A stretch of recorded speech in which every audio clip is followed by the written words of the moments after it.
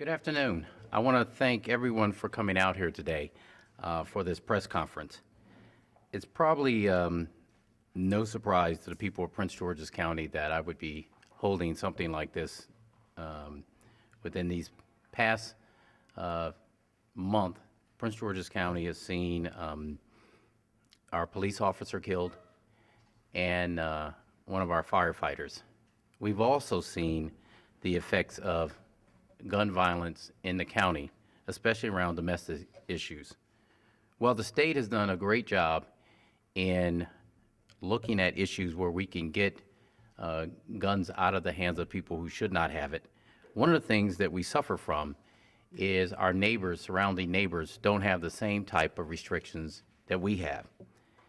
And so I've asked our public safety director, Mark McGall, and our police department to look at ways that we can reduce the access of guns in Prince George's County and, quite frankly, in the state of Maryland. I was very pleased that our Congressman, Chris Van Hollen, has a bill in Congress that will mirror the things that we've been able to do in Maryland. It's not enough. It's not the only thing that we'll be doing. I've asked the police department and the public safety to look at other ways that we can limit the access of firearms in the county so that we can make sure that they're not in the hands of the wrong people. So I'm pleased to have a number of folks who have been working on this issue diligently to make sure that we make Maryland as safe as possible and that we make Prince George's County as safe as possible. I'd now like to call up Jen, my new friend, who is the newly installed president of Prevention Handgun Violence, Maryland's to Prevent Handgun Violence, to talk about the legislation and the data that we're going to present today. Jen? Hi, thank you all for coming today. We're here today because of an article in the Baltimore Sun that describes new research by the Johns Hopkins Center for Gun Policy and Research and Maryland's licensing law. And I also wanted to clear up some misguided thinking that I've heard over the last few years where I've been involved in gun violence prevention. Many view gun deaths in our cities as insurmountable, just a painful symptom of poverty and crime. And the problem seems too big and entrenched, and it's hard to see how simple policies can make big change. But this type of thinking is dangerous because it allows deaths to persist and pile up. And the people of Prince George's County and the people of Baltimore deserve more. The truth is there are no magical gun factories in our cities. Every illegal gun started out somewhere as a legal purchase. Somewhere along the line, the gun was diverted to a criminal. This might happen when a dealer illegally sells a gun without a background check. This might happen from a straw purchase, when a prohibited person has a friend or family member buy the gun for him or her. This is why research at the Johns Hopkins Center for Gun Policy and Research is so important. The director, Daniel Webster, has been working on gun policy for 25 years, and he's developed effective policies that prevent these types of straw purchases and gun diversions to criminals. Their in-depth studies show us that simple policies do work to prevent gun crime. Licensing or permit to purchase is one such policy. Much like the process of obtaining a driver's license helps prepare someone to become a safe and responsible driver, the process of obtaining a handgun license helps confirm and prepare someone to be a safe and responsible gun owner. It's so reasonable and sensible that most people think that you have to have a license to get a handgun in all states, and it's just not true.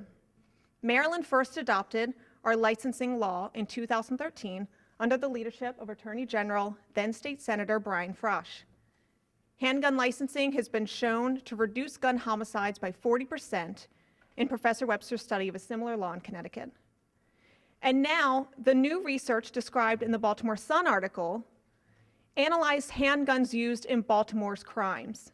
The study revealed a 75% drop in the number of guns used in crimes by someone other than the purchaser in the first year of purchase. So what does that mean? It means that Maryland's licensing law is preventing large numbers of straw purchases and gun diversions. It means Maryland's licensing law is deterring people from transferring their guns to criminals. It means that research-based gun policies are going to make a huge difference and save lives.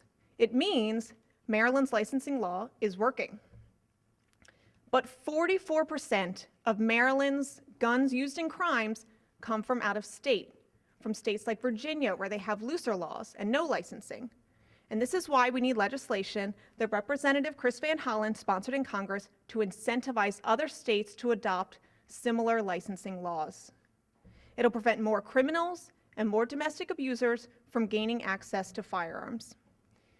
In Maryland, we're creating and enforcing smart, sensible policies. But Maryland can't do this alone, and we shouldn't have to. We need Congress to step up and adopt Representative Van Hollen's Handgun Purchaser Licensing Act to keep the rest of the country safe. And now I have Attorney General Brian Frosch, who helped craft our great licensing bill. I'm here to speak next. Thanks. Thank you, Jen. I want to say thank you to each one of the people standing up here with me. Jen and Vinnie DeMarco worked on the Firearm Safety Act in 2013, as did Rashern Baker and Chris Van Hollen, who were instrumental in supporting it and bringing it to enactment. And as Jen said, it has already reduced gun deaths in Maryland.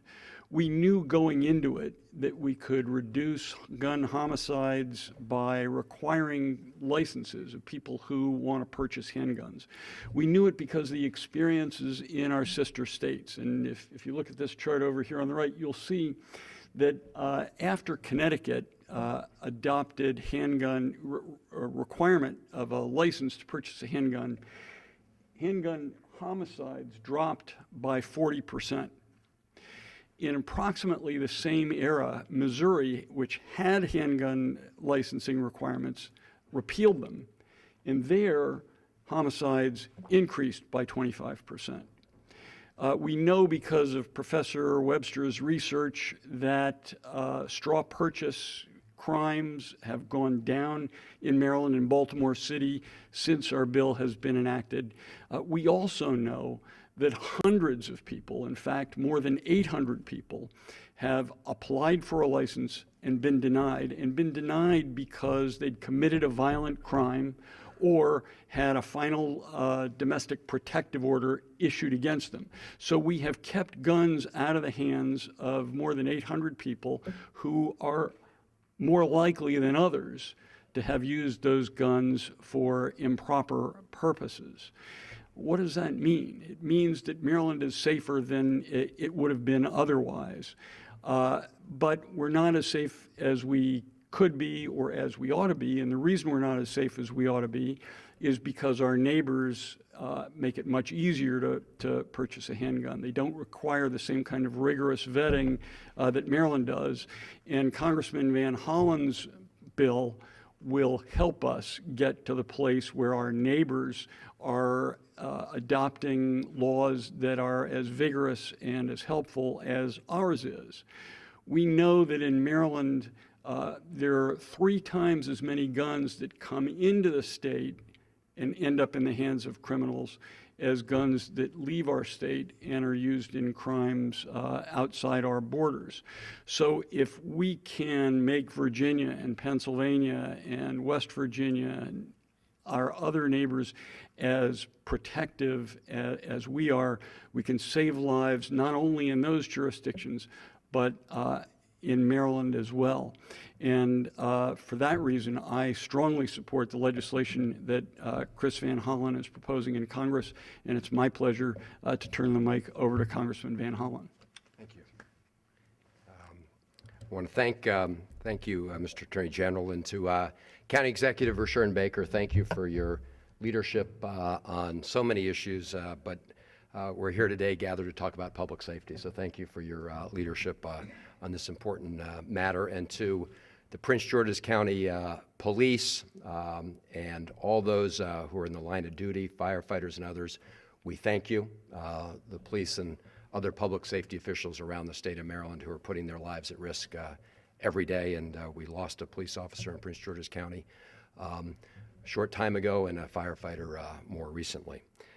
Let me just also say to Jen Paliokonis and Vinnie DeMarco and the folks who work at Marylanders Against Handgun Abuse, thank you for your advocacy and thank you for always being focused on the data and the evidence because it's really important that we have public policies that are driven by the evidence, and we need to change our policies as that evidence develops. And that's something that our Attorney General, Brian Frosch, has always done from his time in the Maryland legislature to today as Attorney General. And when he introduced that law in 2013, it was based on the evidence that we were beginning to see from other states, but which has recently been confirmed by the study of Johns Hopkins University. So thank you so much to our Attorney General. As you heard, laws like that passed in Maryland in 2013 are saving lives. They're saving lives in the state of Connecticut, where it's been in place for 10 years, 40% drop in homicide by firearms. And in the state of Missouri, as Attorney General Frosch mentioned, where they used to have a law like this on the books and removed it, you saw a spike, a 25% increase in deaths by firearms. So the Maryland law was passed, and there's evidence that shows that when this is in place for a long time, it dramatically reduces deaths by firearms. But we're here today because we've begun to see some very important indications of this work already having an impact in the state of Maryland, as this chart shows here, and which Jen mentioned, which is that the number of crimes committed within 1 year of a purchase by someone other than the purchaser has dropped by 75%. So fewer straw purchasers in the state of Maryland. Why would that be? Well, the new law requires somebody, in order to purchase a gun, to go get fingerprinted. They need to go to a law enforcement designated agency. And so clearly, there's much more of a deterrent effect and a risk for somebody who's going to have to go through that process if they decide to sell the gun through a straw purchase. And the result is a reduction in those straw purchases, which means that guns that are actually sold in Maryland are much harder to find on the criminal market.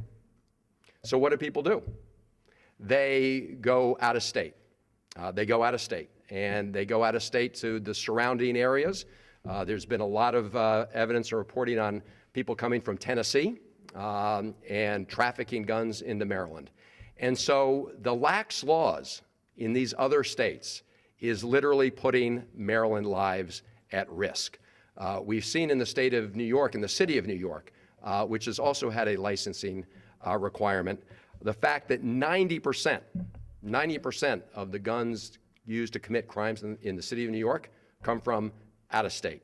And now, as Maryland law begins to work, the 2013 law, you're beginning to see guns from out of state coming into Maryland and more crimes being committed with those. So that is why it is so important that we act at the national level. That is why it's so important that we take measures to encourage other states to adopt laws like Connecticut, like Maryland, so that we save lives of Marylanders and then of all Americans, ultimately, if we can get others to enact these common sense public safety provisions. And so that's why I introduced the handgun purchasers licensing law to encourage other states to move in this direction. It will be good for the people in those other states, but I wanted to make sure that the lax laws in other states are not continuing to put Marylanders at risk as we start doing the right and smart thing here in our state. So again, to everybody who helped make that possible, I salute you, and we need to make sure that we take these steps at the federal level. And I will now turn it back over to the county executive. Thank you, Chris. I want to recognize and thank our Assistant Chief, Hector Velez. You know, the men and women of our police department on the front lines out there, and so I want to thank them for the work they're doing. As Chris has said, and the Attorney General and Jen, This is important for Maryland because one of the things that we found, especially here in Prince George's County, we're right on the border with the District of Columbia, with Virginia, with people coming in throughout. The gentleman who was firing just outside here brought his handgun from Georgia, I believe, out of state into Maryland. And those are the things that we're trying to get at. And so for us, it's personal. And, we think that this not only needs to be at Maryland, but throughout. And so I want to thank the congressman for his hard work on that. With that, we'll take any questions if there are any. Well, I've got to ask you, is this a campaign event for Mr. Van Hollen? I mean, the timing of it is such that we just ended early voting, primary day is coming up. What has prompted you to have this event here today? In the very beginning, and when the legislative session started in Annapolis, I turned to our public safety folks and I said, we have to do something about handguns. We have to do something about that, looking at the number of domestic violence homicides we had last year. And what we found was, and what our public safety director said to me, is that we're doing a lot here, and we've done a lot in the state of Maryland. The problem is people are bringing in these guns from other places. And after last week, with the loss of, our brave firefighter, John Olmsteiner, I just got fed up, quite honestly, and I said, you know what? Where can we make a stand on this? Where can we start the conversation and say we have to do something about bringing them in? And the legislation at the federal level is what's going to get us there. I think if you talk to the mayor of the District of Columbia, she'll say the same thing we're saying here, is we've got to stop guns from coming in out of state through these straw purchasers or illegally. And so that's what really made us do it today, is that, we're just simply sick and tired of seeing people die needlessly by guns that are illegally here. Did you invite Edwards? No, we invited the people who had a hand in the legislation at the state level, the Attorney General, and the legislation that Mr. Van Hollen has. Yes, ma'am. Yeah, can we go a little bit into detail about what the incentives are? This is a grant, if I understood the reading correctly. Do you think that this incentive is large enough to convince some states, like Virginia has a very big pro-gun culture and groups there? Is that large enough to kind of persuade them? We're taking the step that we think is most likely to have success, which is to say to states that do not have these laws in place, number one, here's the evidence, but also the federal government will help cover the costs of setting up this kind of program, because there are costs involved, as there were in the state of Maryland and the state of Connecticut and others. So this legislation was introduced some time ago now, as the evidence began to come in from the other states in a very definitive way that it's working there, and Maryland now, we have more evidence today last week that it's working in Maryland. Let's encourage other states to move in this direction. It'll obviously help better protect their citizens, but it will also protect the citizens of Maryland better. Mr. Baker, you brought up the loss of firefighter Olmsteiner. How would this impact the gun used in that particular incident? Was that not a legal weapon? It was. The thing about it, it made me just realize that, in that instance, we couldn't have prevented that gentleman from having that handgun. But it made me look at the number of times throughout, and I had our police department look at this, the number of times that we've seen violence in the county, homicides in the county, and where those guns are coming from. And I have to tell you, it was just frustrating to see, and crime is down in Prince George's County. But as we look and parse through the numbers, and we see that in domestic violence and some of the homicides that are committed, they're committed with guns that were purchased legally somewhere else, but brought illegally into Prince George's County, into the state of Maryland. And if we don't start doing something in a nationwide effort, it's not going to stop. I think the frustration of having that officer killed just, boiled over. And I said, we've got to talk about this now. And with the evidence and with the the study, the Hopkins study coming out, what better time to talk about this? And what better moment in the midst of a campaign, not just at the local level, but at the national level, to let them hear loud and clear that we want something done. All right. Thank you very much.